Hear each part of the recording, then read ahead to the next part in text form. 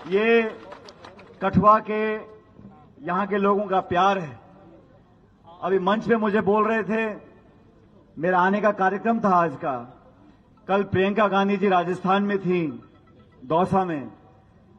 वहां से मैं जयपुर गया, जयपुर से दिल्ली आया, दिल्ली से जम्मू गया, जम्मू से आपके बीच में आया और बहुत दिक्कतों का सामना हमें करना पड़ा, लेकिन आपसे आकर मिलने का मेरा मन था और मैं ऊपर वाले का शुक्रगुजार हूं कि मुझे वो मौका मिला कि आपके बीच में यहां पर आया हूं। और मैंने पूछा भाभी से, मैंने कहा भाई लाल सिंह जी कहां हैं? कहती है सचिन जी उनको चलने का बहुत शौक है, वो पैदल चलते हुए आ रहे हैं। तो जब लाल सिंह जी यहां पर आए तो मैंने कहा भाभी आप तो झूठ बोल रही थी, आपने कहा वो पैदल चल रहे हैं, वो तो कंधों में बैठ के आ रहे हैं यहां पर। तो लाल सिंह जी का एक अलग अंदाज है। लोकसभा में जब यहां से सांसद थे, मैं भी उस समय सांसद था, हम लोगों ने समय बहुत बताया लोकसभा के अंदर, और लाल सिंह जी का स्टाइल कुछ अलग ही है। मानते हो आप लोग? इतना अलग है कि पार्लियामेंट के अंदर जो हमारे स्पीकर थे, जब वो लाल सिंह जी का नाम बुलाते तो बहुत डरते थे कि लाल सिंह ने बोलना शुरू किया तो कहां जाके खत्म करेगा पता नहीं किसी को। और ये खासियत लाल सिंह जी की इसलिए थी साथियों, उनकी आवाज में जो बुलंदी है, जिस ताकत से वो अपनी बात को रखते हैं दिल्ली में, वो इसलिए कर पाते हैं क्योंकि आप सबका प्यार और आशीर्वाद उनके साथ है, आप उनकी ताकत हो। और ये आज का जो चुनाव है, ये लोकसभा का चुनाव है, ये बीडीसी का ब्लॉक जिले का चुनाव नहीं है, ये पूरे मुल्क का चुनाव है। पूरी दुनिया देख रही है कि कठुआ के लोग, उधमपुर के लोग, चनाब के लोग, डोडा के लोग और आप सब लोग किसका बटन दबाते हो। ये मुल्क की तकदीर तय करने का चुनाव है। अगले 5 साल तक इस रियासत का, इस देश का क्या हाल होगा, क्या दिशा होगी, क्या दशा होगी, इसका निर्णय आपको करना है। आपकी एक एक वोट कीमती है और मैं आपसे निवेदन करने के लिए आया हूं, अपने वोट को जाया नहीं करना। आपकी वोट से लाल सिंह जी जीतकर जाएंगे दिल्ली में, फिर डंका बोलेगा और कांग्रेस पार्टी जीतेगी और बदलाव की लहर, साथियों बदलाव की लहर पूरे देश में है। मैं आंध्र प्रदेश गया, केरल गया, महाराष्ट्र गया, पंजाब गया, हरियाणा गया, राजस्थान में घूमकर आया हूं, छत्तीसगढ़ का मैं प्रभारी हूं। मैं आपको बताना चाहता हूं, मीडिया में जो प्रचार हो रहा है, अखबार में, टेलीविजन में, व्हाट्सएप पे, वो असलियत नहीं बयां कर रहे हैं। असलियत यह है कि 10 साल की इस भाजपा सरकार से लोग सवाल पूछ रहे हैं, जनता बोल रही है 10 साल की रिपोर्ट कार्ड दिखाओ। आपने वादा किया था 2 करोड़ लोगों को रोजगार देंगे, वादा किया था किसान की आमदनी दुगनी करेंगे। आपने 10 साल में पूरी बहुमत वाली सरकार चलाई और अंत में जो हाल देश के बना दिए वो छिपे नहीं हुए। आज महिला है, गरीब इंसान है, किसान है, मजदूर है, नौजवान है, छोटी दुकानदार वाला है, वो सब पूछ रहे हैं कि ये सरकार काम किसके लिए कर रही है। हम $5 ट्रिलियन की इकोनॉमी बना रहे हैं, किसके लिए बना रहे हैं? हमारे हवाई अड्डे, बंदरगाह, रेल, पोर्ट्स सारे निजी हाथों में देते जा रहे हैं। मुझे खुशी है साथियों कि हमारी पार्टी ने गारंटी दी है। ये हमारी पार्टी की 5 गारंटी है। हमने महिलाओं के लिए, किसानों के लिए, नौजवानों के लिए अपना वचन दिया है और मैं आपको वादा कर जाता हूं, देश में जो गरीब परिवार है, उस परिवार की जो महिला है, उसके खाते में साल का 1 लाख रुपया हमारी सरकार बनने के बाद हम देंगे। और मैं भाजपा के साथियों को बोलना चाहता हूं, आपने जो रियासत का हाल किया है, आपने राज्य को यूटी बनाया है और मैं 2 दिन पहले देखा प्रधानमंत्री ने बोला हम राज्य का दर्जा वापस देंगे।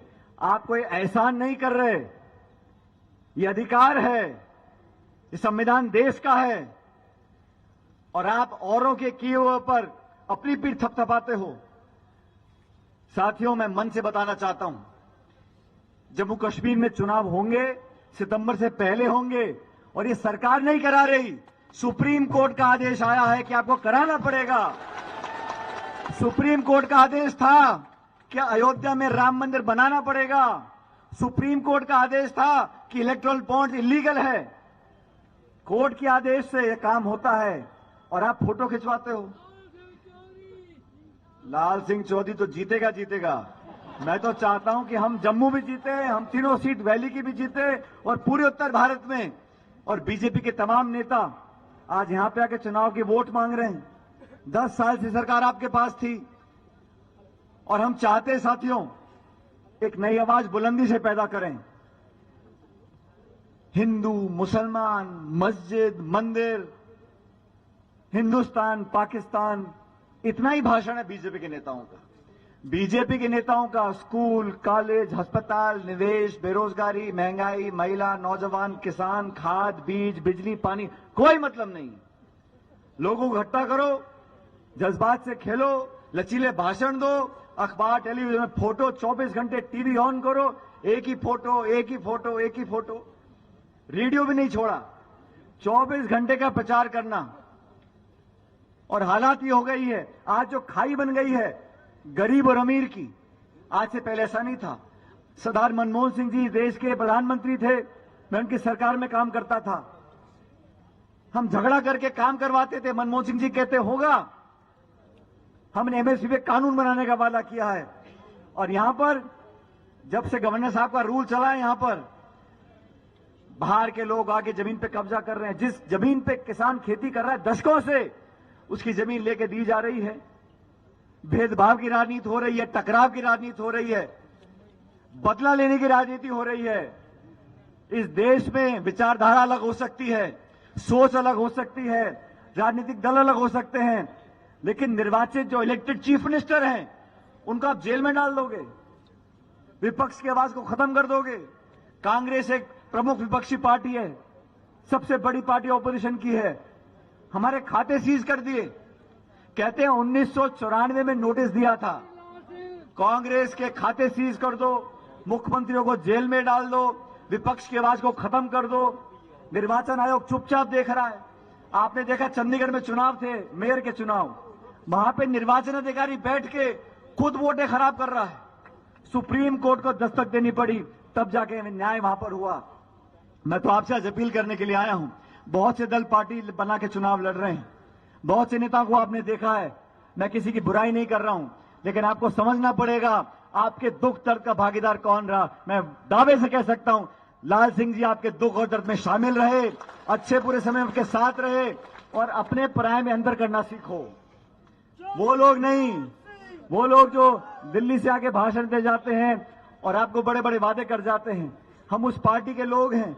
आजादी से पहले से लेकर आज तक इस कांग्रेस ने खून पसीने से इस जम्मू और कश्मीर को सींचा है, लोगों को इकट्ठा रखा है, हमने कुर्बानियां दी हैं, अपना सियासी नुकसान भी करवाया है, लेकिन लोगों की और जमहूरियत को ताकत देने का काम हम लोगों ने किया है। मैं तो सिर्फ आप लोगों से निवेदन कर रहा हूं, 19 तारीख को वोट पड़ेगा, बड़े बड़े लोग चुनाव यहां से लड़ रहे हैं, लेकिन अपने बेटे को, अपने भाई को, अपने उस जाबाज नेता को आपको दोबारा दिल्ली भेजना है। दिल्ली भेजोगे नहीं भेजोगे? अरे आवाज नहीं आई भाई। दिल्ली भेजोगे नहीं भेजोगे? अब मेरे बाद लाल सिंह जी भाषण देंगे। मैं रमन भल्ला जी के क्षेत्र में जा रहा हूं, लेकिन मैं जब इतनी दूर से आया हूं तो जब तक मेरे मन में संतुष्टि नहीं होगी, और मैं आज यहां खड़ा हूं उस क्षेत्र में, मैं याद करना चाहता हूं स्वर्गीय मंगलराम शर्मा जी को। उन्होंने, स्वर्गीय पायलट साहब ने, जब मुसीबत का दौर था, जब रियासत में आतंकवादी थे, यहां गोलियां चलती थीं, कोई आंसू पोंछने वाला नहीं था, तब हमारे दल के नेता के यहां पे लोगों का हाथ थामते थे। ये बीजेपी वाले कहां घूमते थे उन दिनों में? कहां थे भाषण? कहां थे विज्ञापन? अपने पराये का पता पड़ता है जब दुख और मुसीबत होती है। अच्छे समय में, जलसे में, शादी ब्याह में, खुशी में, त्योहार में सब लोग आ जाते हैं, लेकिन मातम मनाने के लिए, दुख में आंसू पोंछने के लिए, कठिनाई में हाथ थामने के लिए जो आता है वही अपना होता है। इसलिए लाल सिंह जी की आज मैं जमानत देने आया हूं। हमारे बहुत से साथी और लाल सिंह जी का जो भाषण है ना, वो थोड़ा तीखा रहता है तीखा कि नहीं? उस तीखे भाषण के चक्कर में कभी कभी ऊपर नीचे हो जाता है, लेकिन मन साफ है। जो जोर से बोल सकता है, इसका मन साफ है, वो ही बोल सकता है। जिसने कभी ईमानदारी का दामन नहीं छोड़ा हो, जिसने कभी जनता के बीच से अपने आप को अलग नहीं रखा हो, सत्ता में हो विपक्ष में हो, आपके हर दुख दर्द में आपके बीच में शामिल रहा हो, ऐसे व्यक्ति को जिताकर भेजो तो आपकी आन बान शान दिल्ली में जाकर बने। मैं आपका वादा लेने आपसे आया हूं, और आप सब लोगों का प्यार जो मुझे मेरे परिवार को दिया है आप लोगों ने दशकों से, मैं उसका जीवन भर आभारी रहूंगा। आप लोगों ने जो स्नेह और आशीर्वाद दिया है वो मेरे जहन में हमेशा रहेगा।